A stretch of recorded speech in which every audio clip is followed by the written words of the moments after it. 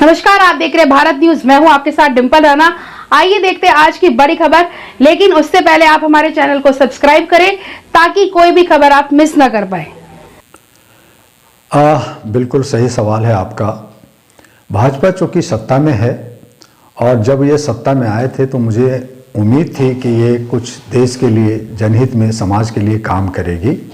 लेकिन जैसे जैसे समय गुजरता गया, 9 साल हमने देखा और 9 साल के अंदर जब हमने देखा कि हमारे नौजवानों को रोज़गार नहीं मिल रहा, महंगाई तेज़ी से, जो सिलेंडर 300-350 का था वो 1100-1200 रुपये का हो गया, तो हमारे घरों में चूल्हा जलना मुश्किल हो गया है। जहां उज्ज्वला योजना लाया गया और ये धोखा हुआ है हमारी महिलाओं के साथ, और ख़ास करके महिलाओं के साथ ही नहीं बल्कि हमारे नौजवानों के साथ धोखा हुआ कि 2 करोड़ इन्होंने कहा था हर साल नौकरी देंगे और उस पे इन्होंने स्टेटमेंट दिया कि आप पकौड़ा बेचो। तो जो इतनी मुश्किल से पढ़ करके बच्चे निकलते हैं स्कूल कॉलेज से और उनका कोई उसका जो है कोई आगे का रास्ता ही नहीं बनता, उसका भविष्य नहीं बनता, तो वहाँ टूट जाता है परिवार अपने घर बेच करके, अपनी मेहनत मजदूरी करके, माँ जो होती हैं वो घरों में बर्तन मांज करके अपने बच्चों को चाहती हैं कि वो IAS IPS और डॉक्टर बने, तो उनके सपने टूट जाते हैं। तो ये सपने तोड़ने की बात कर रहे हैं। ये नहीं चाहते कि एजुकेशन अच्छा हो, ये नहीं चाहते हैं कि शिक्षा अच्छा हो, नहीं चाहते कि ये जो है यहाँ स्वास्थ्य अच्छा हो, क्योंकि स्वास्थ्य में भी ये जो है कॉर्पोरेट हाउस को, जो प्राइवेट ये नर्सिंग होम है, उनको ये आगे बढ़ावा दे रहे हैं ज़्यादा से ज़्यादा और वो जनता को चूस रही है। तो ऐसी हालत में जब हम देखते हैं कि व्यापार में भी, आर्थिक स्थिति में हमारी भारत टूट रही है, हमारे नौजवानों की हालत ख़राब हो रही है, हमारे घरों की चूल्हा चक्की सही नहीं चल रहे हैं, तो इन तमाम चीज़ों को देख के जो राजनीतिक होना चाहिए, जो राजा होना चाहिए, उसका समूलक वो समाज में समानता के साथ अगर काम करें। ये सेकुलर देश है, सबको साथ लेके चलें, कोई जात पात, कोई धर्म की बात ना हो करके सबको एक साथ एक नज़रिए से देख करके आगे बढ़े, तो उसमें हम लोग खुश थे। जब देश की बात होती है, जब सीमा की बात होती है, तो हम लोग बहुत गर्व करते हैं कि सीमा और देश के लिए कुछ हो रहा है। लेकिन जहां हम देखते हैं कि उसमें भी राजनीतिक हो रहा है और उसमें भी जो है बेईमानी हो रही है और वो भी कोई प्रोजेक्ट करके काम किया जा रहा है, कहीं चाइना घुस जाता है तो कभी पाकिस्तान, अब इतने बहुत सारे 2-3 सालों से पाकिस्तान का मामला कहाँ चला गया, कहाँ आतंकवाद चला गया, लेकिन जब इलेक्शन पास आ जाता है तो आतंकवाद भी नजर आ जाती है। तो ये सारी चीज़ें जो प्रोजेक्शन किया जाता है, इन तमाम चीज़ों से हम लोग आप लगातार इंडोर मीटिंग भी करते हैं, ग्रुप मीटिंग भी करते हैं, जनता के बीच जा रहे हैं, आपको क्या लगता है, क्या फीडबैक मिलता है? जनता चाह रही है क्या सरकार को हटाना? देखिए, जनता जितनी भी हैं वो हमारी जनता भारत की 1500 सालों से गुलाम रहा है, कभी राजाओं का, मुगलों का, अंग्रेजों का, और आज 75 साल आज़ादी का हम लोग जो जश्न मना रहे हैं, अमृत महोत्सव, वो एक बेईमानी सा दिख रहा है। चूँकि हम लोग आज़ाद नहीं हैं। अभी हमारे कुछ लोगों ने, RTI एक्टिविस्ट ने और लोगों ने कहा कि ये जो भारत के अंदर जो ट्रांसफ़र ऑफ अटर्नी का जो बना है, उसमें अमेरिका को, ब्रिटेन को कितना पैसा जाता है, वो जो 2 एंग्लो इंडियन को नॉमिनेट किया जाता है MP, वो क्यों किया जाता है, 18 कंपनियों को, जो ब्रिटेन की कंपनियां, उनको टैक्स क्यों नहीं लिया जाता है, उनको छूट भारत में अंदर क्यों मिलता है। तो देश ओवरऑल हम लोग आज़ाद नहीं हैं, गुलाम है, और जनता इस बात को अच्छी तरह से अब समझने लगी है, जानने लगी है। उन्हें रोजी रोजगार, रोटी कपड़ा मकान चाहिए हमारे लोगों को, और शांति चाहिए, सुरक्षा चाहिए, जो नहीं मिल रहा है। बहु बेटियों के लिए काम किया दिल्ली के अंदर, महिलाओं एक सॉफ्ट कॉर्नर होता है, तो महिलाओं को उन्होंने फ्री में बसों में करना, महिला बड़े खुश हो गए। लेकिन वो पैसा कहाँ से जा रहा है? वो जनता के टैक्स से पैसा जा रहा है। उसमें भी घोटाले अब आएंगे, जैसे शराब का घोटाला आया, अब वो तो बसों की घोटाला भी सामने आ जाएंगे। तो इस तरह से देश का जो हमारे जो सत्ता पक्ष है वो BJP है, और BJP देश को लूटने का काम कर रहा है। व्यापारियों को, जो खास व्यापारियों को, सभी के नहीं, खास 2-4 लोगों को वो आगे बढ़ा करके कर रही है। कल वो व्यापारी भाग जाता है देश छोड़ के, तो देश का क्या होगा? 16 मार्च को आपने फिर कॉल कर दिया है। 16 मार्च को हमारे 219 पार्टियों के अध्यक्ष, कई संस्थाओं के अध्यक्ष आ रहे हैं, और साथ में हमारे कुछ बुद्धिजीवी और जनता भी उसमें हमने शामिल किया है कि आप भी अपने शब्दों को रखें और आप बताएं कि आपकी क्या तैयारी है बीजेपी को हरा के अपनी जगह बनाने का।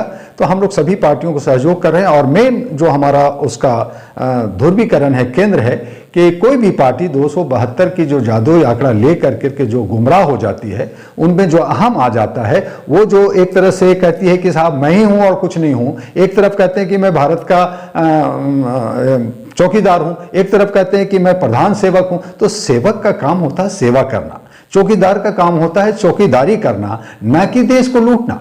तो जो इस तरह की बातें हो रही, तभी हमने कहा कि भैया ये सत्ता बहुत हो गया, अब इस सत्ता को हटाओ, बीजेपी को हराओ और दूसरे सब लोग आओ।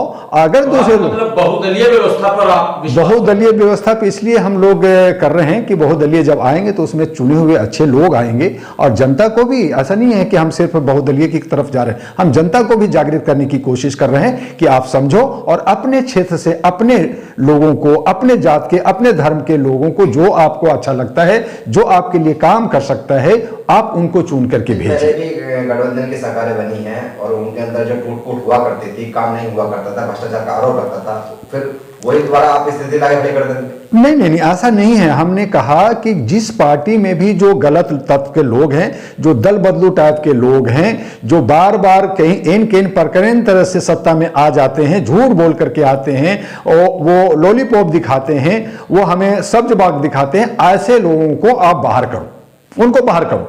जो हमारे यूथ लोग हैं, हमारे नए जनरेशन के लोग हैं, जो 5 साल 10 साल 20 साल से सामाजिक काम किया है और समाज के अंदर काम करना चाहते हैं, उनको मौका मिलना चाहिए। और जनता से मेरी अपील है, जनता से कह रहे हैं कि आप ऐसे लोगों को चुनिए और जो सत्ता में गलत लोग हैं उनको हराइए। तो इसलिए मैंने सीधा सीधा कहा कि भाजपा को हराइए, चूंकि भाजपा सत्ता में, तो वो हारेगी, वो नीचे आएगी, तब इनको होश ठिकाने आएंगे। जो ये जात पात का करके सेकुलर की बात नहीं करते, समूलक की बात नहीं करते, सबको एक साथ लेकर के नहीं चलते, तो इसलिए हम लोग जो है इसका विरोध कर रहे हैं कि भाजपा हारनी चाहिए। फिर भी कहां से जंतर मंतर लोग पहुंच रहे हैं आप लोग? देखिए, पूरे भारत से करीब करीब जो आसपास के हमारे राज्य हैं उनके कुछ लोग आएंगे, ज्यादातर दिल्ली के लोग होंगे।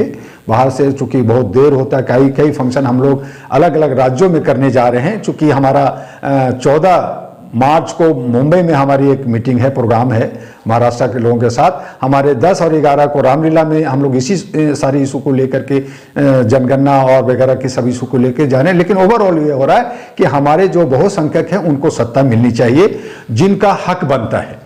तो हक की हम लोग लड़ाई लड़ रहे हैं और हमारी 10-11 है, उसके बाद में 14 को हमारी मुंबई है, 16 को हम लोग जंतर मंतर पे बोला है, जो दिल्ली आसपास के इंसाइड के लोग आएंगे, जो पार्टी के लोग होंगे, एनजीओ के लोग होंगे और बुद्धिजीवी लोग होंगे, नौजवान लोग होंगे, महिलाएं होंगी। तो हम इनको बुला करके एक बताना चाहते हैं कि साहब हम लोग अब थक गए हैं सरकार से। अगर सरकार अपनी मैनिफेस्टो पे काम नहीं कर सकती, अगर सरकार जनता के हित में नहीं काम करती, तो आपको जमे रहना, आपको बने रहना हक नहीं बनता, इसलिए इनको हराना चाहिए। मैनिफेस्टो पर काम तो हो रहा था, राम मंदिर भी मैनिफेस्टो कहाँ हुआ?